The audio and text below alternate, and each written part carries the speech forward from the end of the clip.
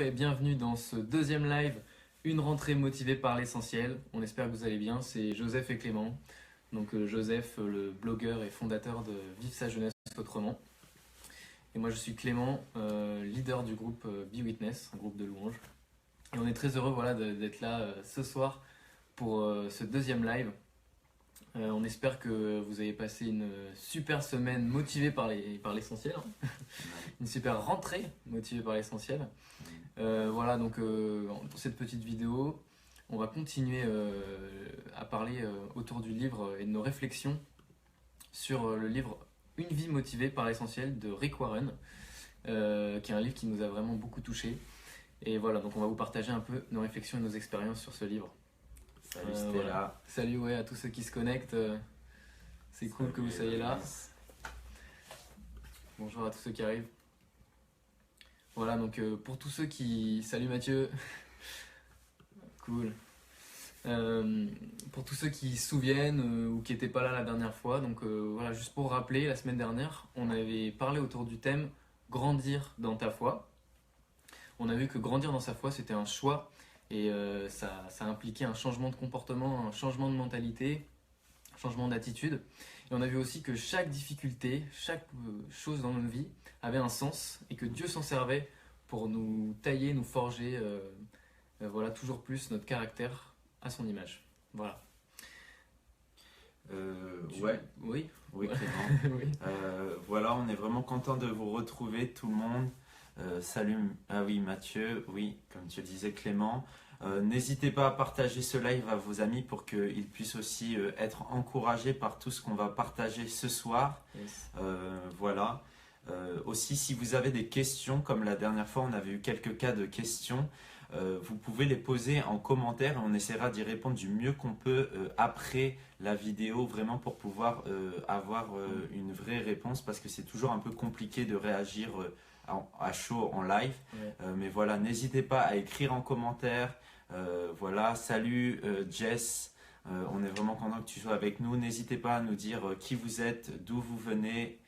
Salut à Héloïse également qui nous regarde. Aujourd'hui, on va parler du thème découvrir et servir avec tes dons. Yes. Ouais. C'est vrai que la plupart du temps, soit on ne sait pas quels sont nos dons, soit on les connaît mais on ne sait pas vraiment trop comment servir avec à l'église ou servir les autres autour de nous.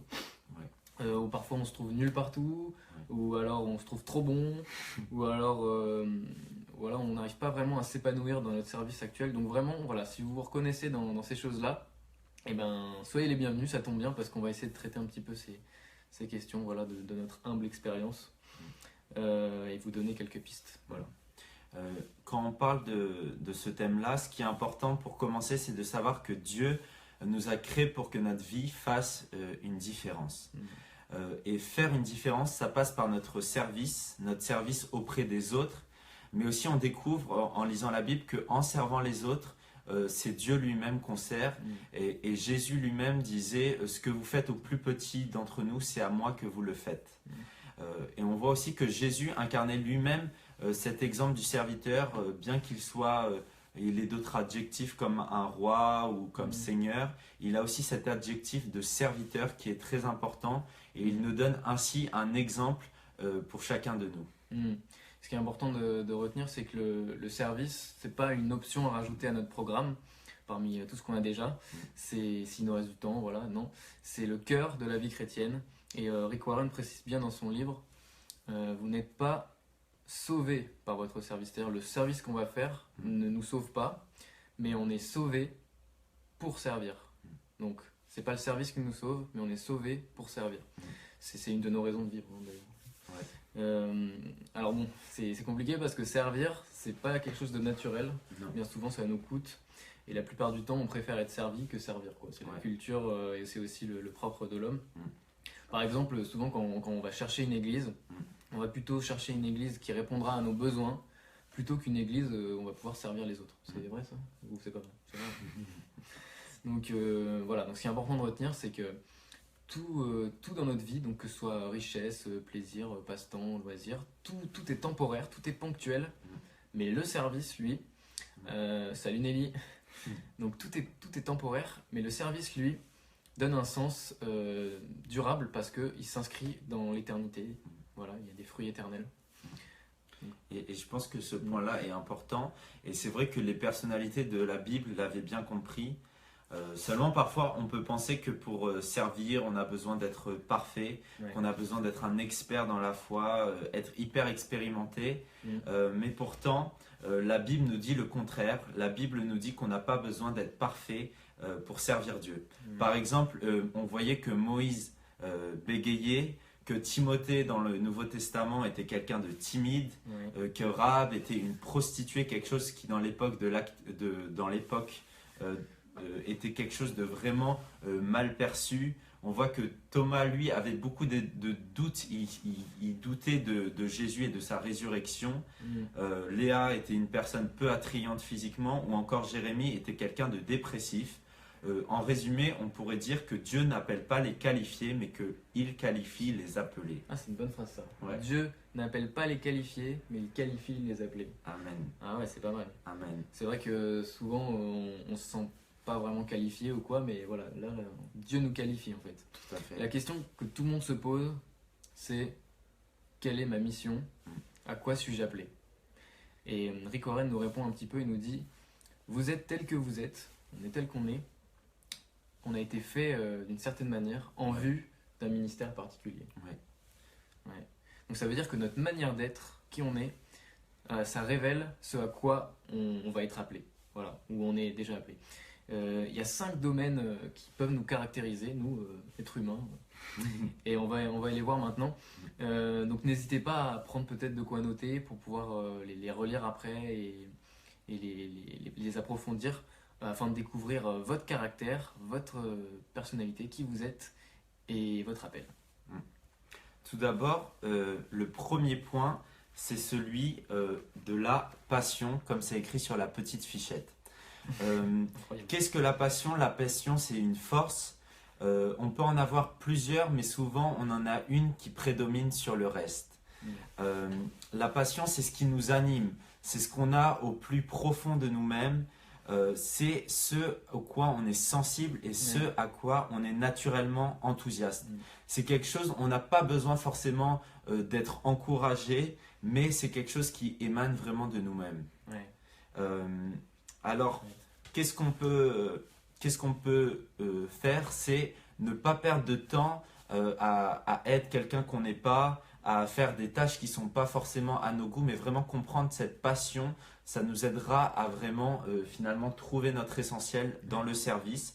Parce qu'on sait que quand on fait quelque chose avec passion et par passion, on va naturellement tendre à l'excellence. C'est quelque chose on va naturellement vouloir faire le meilleur, donner le meilleur de nous-mêmes.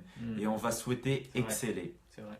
Moi, je sais que personnellement, une des choses qui me passionne et qui m'anime beaucoup, c'est de défendre une valeur, un message fort, une cause qui me tient à cœur auprès des autres. Et c'est quelque chose qui est tellement naturel que j'ai pas besoin de forcer mon enthousiasme. On n'a pas besoin de me forcer ou de me dire plein d'encouragements pour que je le fasse, parce que je vais naturellement le faire avec excellence.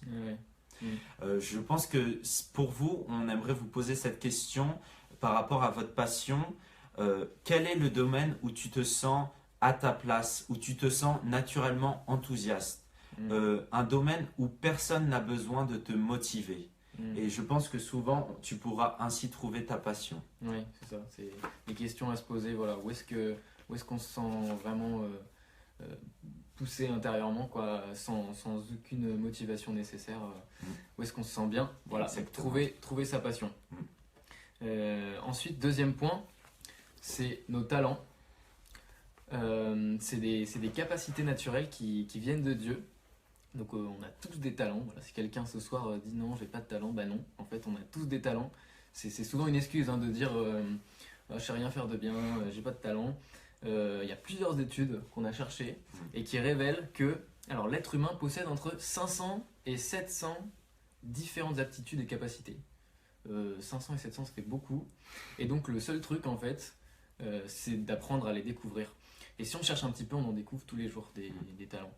Donc voilà, si tu veux découvrir tes talents ou des nouveaux talents, salut Clémence, le secret c'est tester des choses. tester des nouveaux services, des nouvelles activités. Peut-être que vous avez déjà un service dans votre église ou alors vous faites déjà un service pour les autres. Mais alors, testez d'autres choses que vous n'avez jamais testées et peut-être que vous découvrirez un talent encore plus grand. Par exemple, moi, au début, j'étais petit, j'avais 8 ans, j'ai fait du piano. Je commençais le piano et j'adorais ça. Je me disais, voilà, je suis fait pour faire du piano. Et un jour, je sais pas pourquoi, j'ai testé la guitare. Et au fur et à mesure des mois et des années, j'ai découvert que en fait, j'étais meilleur à la guitare qu'au piano. Et donc, si j'avais jamais osé tester la guitare, si j'étais resté enfermé sur voilà, j'ai trouvé un talent, je bouge plus, et ben j'aurais jamais découvert ce nouveau talent qui est encore plus grand. Donc voilà, ce qu'il faut retenir, c'est de ne pas s'arrêter à ce qu'on a déjà découvert sur nous, mais ce qui est en fait encore plus grand à découvrir, et donc chaque jour on peut découvrir de nouveaux talents. Donc si tu cherches à découvrir tes talents, tu peux poser cette question: pour quelle qualité suis-je souvent remarqué ou félicité? Et dans quel domaine puis-je explorer ou tester pour peut-être me découvrir un talent? Voilà, donc soit on se découvre un talent quand on teste quelque chose de nouveau, soit on découvre qu'on n'est vraiment pas bon et au moins on est fixé. Voilà. Ensuite, le troisième point, le troisième domaine pour trouver qui nous sommes et à quoi nous sommes appelés, c'est celui de la personnalité. La personnalité, c'est ce qu'on est naturellement, c'est nos caractéristiques. Et on voit que l'Église a besoin de toutes les personnalités pour être à la fois équilibrée et à la fois vivante. On pourrait dire qu'il est inutile d'imiter quelqu'un d'autre parce que si on essaye d'être quelqu'un d'autre, finalement on va en être qu'une pâle copie. Et donc on voit que Dieu nous a créés pour que nous soyons nous-mêmes, qui nous sommes. Certains auront un tempérament d'artiste, d'autres auront un tempérament beaucoup plus organisé, beaucoup plus carré, d'autres ce seront des rêveurs, des visionnaires qui vont toujours se projeter dans le futur, d'autres auront des caractéristiques qui vont naturellement les pousser à encourager les autres et à être des motivateurs dans des équipes. D'autres sont beaucoup plus diplomates, ils vont réussir à régler les conflits qui peuvent exister dans une équipe. D'autres sont beaucoup plus aventuriers, ils vont chercher à défricher des nouveaux terrains. Bref, voilà, on a besoin de toutes les personnalités. On peut servir dans le même domaine, mais pour autant, chacun va ajouter sa touche parce que chacun aura sa personnalité bien à lui que Dieu lui aura donnée. Et donc voilà, c'est quelque chose de unique, c'est qui nous sommes et Dieu souhaite que nous soyons nous-mêmes. Et donc il faut cerner sa personnalité pour pouvoir mieux le servir et comprendre notre appel. Ainsi, on peut se poser ces questions. Est-ce que parfois je suis tenté de ressembler à quelqu'un d'autre, à une autre personne?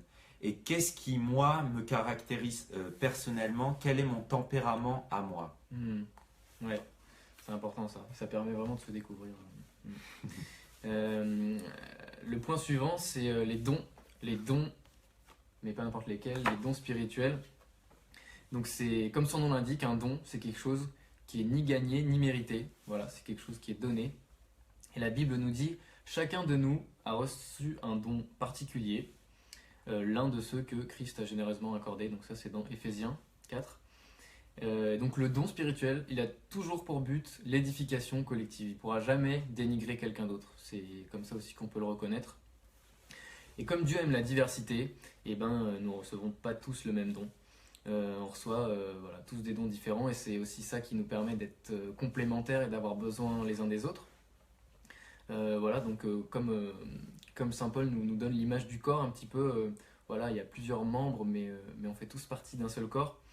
Voilà, par exemple, il y a des membres plus gros, des membres plus petits, des organes invisibles, mais ils sont vitaux, quoi. Par exemple, le cœur, on ne le voit pas extérieurement, mais si on ne l'avait pas, on ne vivrait pas. Donc ça montre un petit peu que tous ces dons, il n'y en a pas des mieux que d'autres, mais ils sont tous essentiels pour la communauté. Donc voilà, dans Corinthiens 12, 1 Corinthiens 12, si vous voulez savoir quel est votre don spirituel, par exemple, il y a une petite liste. Notamment le don de sagesse, le don d'encouragement, le don d'enseignement, de discernement. Voilà, donc dans 1 Corinthiens 12, il y a quelques petits dons. Donc une question qu'on peut se poser pour découvrir nos dons. Est-ce que j'ai déjà demandé à Dieu de me révéler. D'ailleurs, ces dons particuliers parce qu'ils viennent de Dieu. Donc, est-ce que j'ai déjà demandé à Dieu de me les révéler? Ensuite, comment puis-je faire plus de place au Saint-Esprit pour qu'il puisse révéler ce don en moi, en fait? Parce qu'il le fait que si on lui laisse de la place. Voilà. C'est des petites questions. Ensuite et dernièrement, c'est les expériences. Dans la vie, on fait tous des expériences. Elles peuvent être de différentes formes. Ça peut être des expériences familiales qui vont se relater à notre enfance, à notre contexte familial. Ça peut être les expériences scolaires, nos études, les matières qu'on a préférées, différentes choses. Ou ça peut être également des expériences professionnelles, notre parcours, notre métier, celui qu'on a choisi, les différentes entreprises qu'on va côtoyer, ou encore nos expériences spirituelles, les temps forts qu'on a pu avoir avec Dieu. On voit que, comme on a pu l'apprendre la semaine dernière, Dieu peut aussi se servir de nos expériences qui sont plus douloureuses pour nous préparer au ministère. Et d'ailleurs, on pourrait dire qu'en général, nos plus grands ministères commencent dans nos plus grandes épreuves de notre vie. Moi, je sais que, par exemple, je peux aider les autres à travers mes expériences. Quand, à une époque, je me questionnais beaucoup sur ma propre foi, sur ce que je croyais, sur si Dieu existait vraiment, sur quel chemin prendre parmi toutes ces religions, j'ai pu vraiment avoir cette recherche, cette quête spirituelle, et Dieu m'a dirigé. Et aujourd'hui, ça me permet de pouvoir aider les autres, répondre à leurs questionnements, répondre aux mêmes choses que moi je me suis posé un jour. Et ainsi, j'ai appris de ces expériences qui parfois étaient douloureuses pour aider les autres. Et aujourd'hui, ça marque une bonne partie de mon service avec Dieu. Je sais aussi que j'ai fait des études de graphisme pendant longtemps. Et même si aujourd'hui, je sais que ce n'est pas forcément le métier que je veux faire, Dieu se sert de ça, de ses compétences, pour que je puisse m'en servir tous les jours, même à travers ce blog, à travers ma présence sur les réseaux sociaux. Et donc, c'est quelque chose qui m'apporte. C'est à travers ces expériences que j'ai pu comprendre véritablement l'appel que Dieu avait pour ma vie. Pour toi, tu peux te poser ces questions. Quel est l'impact des différentes expériences de ta vie qui ont eu sur la personne que tu es aujourd'hui? Comment tu t'es forgé? Est-ce que c'est par rapport à des expériences douloureuses, par rapport à ton contexte familial, tes études, ton travail? Et si aujourd'hui il y a des choses que tu ne comprends pas qui se sont arrivées dans ta vie, est-ce que tu es prêt à demander à Dieu qui te révèle pourquoi ça s'est passé et comment ça peut te servir pour découvrir ton appel pour ta vie? Parce qu'il y a toujours un but, il y a toujours une raison. Il y a toujours une raison derrière chaque problème, comme on voyait la semaine dernière. Ouais, amen. Et une fois qu'on a découvert ces dons, voilà, par ces 5 points, notre appel, voilà, nos talents, l'objectif, c'est alors de servir les autres avec ce que nous sommes, du coup, pas avec ce qu'on voudrait être, c'est vraiment avec ce qu'on est individuellement. Et Jésus, qui encourageait souvent ses disciples au service, il a raconté la célèbre parabole des talents, donc, que vous connaissez sûrement, ou sinon, voilà, pour résumer rapidement, c'est un maître qui s'en va et qui distribue ses biens à ses trois serviteurs. Premier serviteur, il lui donne 5 talents. Deuxième serviteur, il lui en donne 2. Et au troisième, il lui en donne 1. Et quand le maître y revient, et ben, le serviteur qui avait reçu 5 talents, il dit voilà, ben, tu m'en as donné 5, je t'en donne 5 autres parce que je les ai fait fructifier et je m'en suis servi pour. Voilà, j'ai progressé. Le serviteur qui avait 2 talents, il lui en donne 2 autres. Et celui qui en avait qu'un, mais il avait un peu honte d'en avoir qu'un, il avait un peu peur, et du coup il l'a enterré. Et il dit, ben voilà, je te rends ce que tu m'as donné, mais j'ai rien fait fructifier. Et donc, la leçon qu'on pourrait tirer un peu de cette histoire, je pense, Joseph Moi, je dirais que ce qu'on peut en apprendre, c'est que on n'aura pas tous forcément le même nombre de dons, on n'aura pas forcément le même nombre de talents, mais finalement, c'est pas ça qui importe, c'est pas ça auquel Dieu fait attention. Ce que Dieu souhaite et ce à quoi il porte attention, c'est de la manière dont on va s'en servir, qu'est-ce qu'on va faire de ce que Dieu nous a donné. Et un jour, chacun de nous, on devra rendre compte, même si c'est un seul don, qu'est-ce que tu en as fait? Est-ce que tu l'as fait fructifier ou est-ce que tu l'as enfermé, tu l'as enterré et du coup ça n'a pas pu servir les autres. Ou est-ce que tu l'as renié, quoi? Tu n'as Ouais. pas accepté d'avoir ce don-là, par exemple. Ouais. Et on voit que pour le serviteur, comme tu disais, qui avait 2 dons, Ouais. à la fin, le maître va lui dire: c'est bien, bon et fidèle serviteur, tu as été fidèle en peu de choses et je t'en confierai maintenant de plus grandes.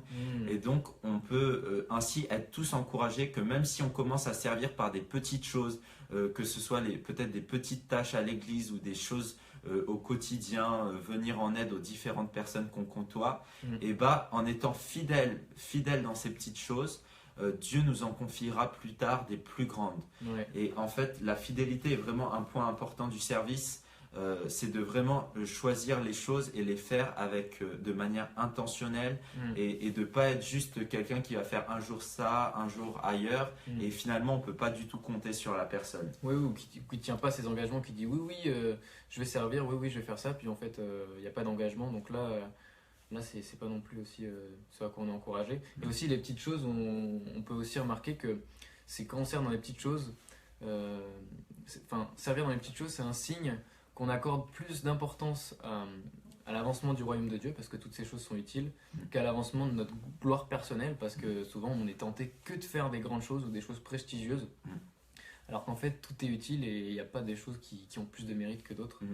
Bon voilà, après le service c'est un très vaste sujet, on pourrait dire beaucoup de choses, on a dû trier beaucoup de choses, il y a certainement des points qu'on pourrait ajouter. Mais voilà, pour conclure un petit peu sur ce qu'on a vu, on peut dire que c'est en regardant à qui nous sommes et en essayant de découvrir qui on est, voilà, nos talents, nos passions, notre histoire, tout ça, qu'on pourra comprendre ce à quoi Dieu nous appelle dans le service.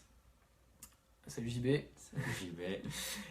Une deuxième chose, il est inutile de se comparer aux autres puisqu'on a été créés tous différents, avec des dons différents. Donc si on commence à se comparer ou à envier les autres, on fait fausse route. Parce que voilà, on a tous une mission unique à accomplir. Et alors voilà, quelque chose de très important, c'est que Dieu nous appelle à avoir un cœur de serviteur. Il nous appelle pas juste à servir, parce qu'on pourrait servir toute notre vie dans une église, mais sans avoir un cœur de serviteur. Donc un cœur de serviteur, c'est quoi? C'est un cœur disposé, attentif, humble, prêt à faire des sacrifices. Bref, un cœur comme Jésus l'a été. Donc voilà, Dieu nous appelle vraiment à servir, pas par obligation, mais servir par amour. Voilà, combien de fois on dit, moi ça m'arrive de temps en temps, peut-être toi aussi, mais de dire voilà, j'accepte ce service parce que ça fera bien, on dira du bien de moi, ou alors de toute façon j'ai pas le choix, je dois le faire. Voilà, ça par exemple c'est pas un service par amour mais par obligation. Et aussi je pense que dans le cœur de serviteur, à l'image de Jésus qui est toujours cet exemple du roi serviteur, l'exemple qu'on cherche à atteindre, c'est que même si il avait un objectif d'aller dans telle ou telle ville, même s'il avait compris son appel, il prenait aussi le temps pour les gens qui étaient à côté, pour les gens qui avaient besoin de lui, et il traçait pas juste sa route en disant moi j'ai un appel à faire, je vais là-bas, mais il prenait aussi le temps de voir les besoins qui se trouvaient autour de lui, et il y répondait même si ça prenait un peu de temps. Ouais, c'est vrai. Bon, en ce qui me concerne, je me mets souvent beaucoup d'objectifs, j'ai un emploi du temps qui est plein, et souvent quand on est dans ce cas-là, si vous l'êtes aussi, on laisse pas de place aux imprévus, aux appels, aux services qui sont un peu ponctuels. Et donc on est invité comme Jésus à s'arrêter sur le bord de la route pour les personnes, même si on n'avait pas prévu de s'arrêter. Voilà, donc rester attentif, c'est vraiment ce qu'il faut retenir, je pense. Être un bon serviteur, c'est une personne attentive, comme Jésus, voilà, aux imprévus, aux choses qui nous bousculent, parce que le service nous bouscule toujours un petit peu, il y a toujours des imprévus. Et donc d'ailleurs même, peut-être parfois des services qui ne sont pas notre charisme premier, ponctuellement, voilà. Faut pas se focaliser, dire voilà, j'ai trouvé mon domaine de service, je fais que ça. Et si par exemple, il y a un mec qui est tombé dans un trou, dire à Dieu, non, moi je vais pas le sauver, j'ai pas le don de miséricorde, j'ai pas le don de... Voilà, donc par exemple ça, non, Dieu il attend juste à ce qu'on sauve cette personne, même si c'est pas notre charisme premier. C'est un point important. Voilà. On n'est pas en train de dire que nous on est parfait, justement, on se prêche avant tout à nous-mêmes. On est imparfait, mais finalement, comme on le voyait au début, il n'y a pas besoin d'être parfait pour servir Dieu. Il faut juste commencer, il faut juste répondre à l'appel et Dieu nous qualifiera ensuite. On fait encore des erreurs aujourd'hui, on en fera sûrement encore demain, mais on souhaite tous les jours progresser sur le chemin du service, de l'humilité et du sacrifice à l'image de Jésus qui était l'exemple incarné. Voilà, on touche à la fin de ce live sur le service avec nos dons et on vous encourage à bien analyser les 5 domaines de votre personne qu'on a vu tout à l'heure. Tout d'abord votre passion, ensuite vos talents, en troisième votre personnalité et quatrièmement vos dons spirituels et en cinquième vos expériences. Donc n'hésitez pas à mettre ça par écrit, voilà ces 5 points et les approfondir individuellement pour vraiment comprendre qui vous êtes et à ce à quoi vous êtes appelé. Donc vous pourrez aussi re-regarder cette vidéo en replay sur Facebook ou YouTube. Et on a des petits tests qu'on a trouvés sur internet qui sont très intéressants pour vous aider à découvrir qui vous êtes. Par exemple, il y a celui des 16 personnalités. Vous pouvez taper ça sur Google, test des 16 personnalités, pour découvrir quelle est votre personnalité, ça peut vous guider. Où il y a aussi celui qui s'appelle celui des Spiritual Gifts, qui je crois existe seulement en anglais, donc ça c'est pour les anglo-saxons. J'ai pas réussi encore à trouver une version qui a été bien traduite, mais qui peut vraiment vous aider pour trouver les dons spirituels. Et donc cette version est vraiment intéressante. Même si les tests ne sont pas parfaits, parfois ils peuvent nous aiguiller et nous faire comprendre là où on est naturellement doué et comment on peut approfondir et ainsi cerner notre appel. Sur ton blog aussi on peut retrouver des... Oui, sur mon blog vous pouvez consulter donc josephgod.com, le blog Vive sa jeunesse autrement où il y a différentes ressources. Vous pouvez également vous procurer le livre de Rick Warren dont on s'inspire beaucoup si vous voulez approfondir ce sujet qui est vaste. Ce livre peut changer votre vie. Amen.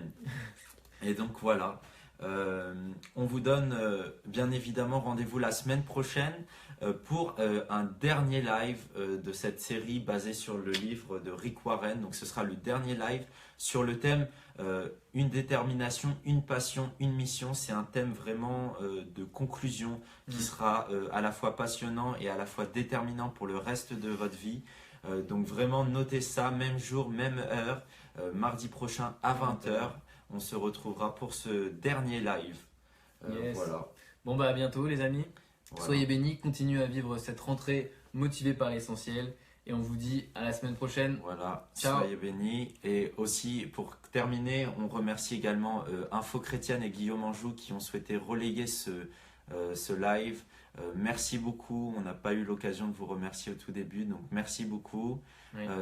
Le nom du livre, Elodie, c'est Une vie motivée par l'essentiel. De Rick Warren. De Rick Warren. Voilà, on vous souhaite une rentrée motivée par l'essentiel. Très belle semaine à tous. Soyez bénis. Ciao. Salut les amis.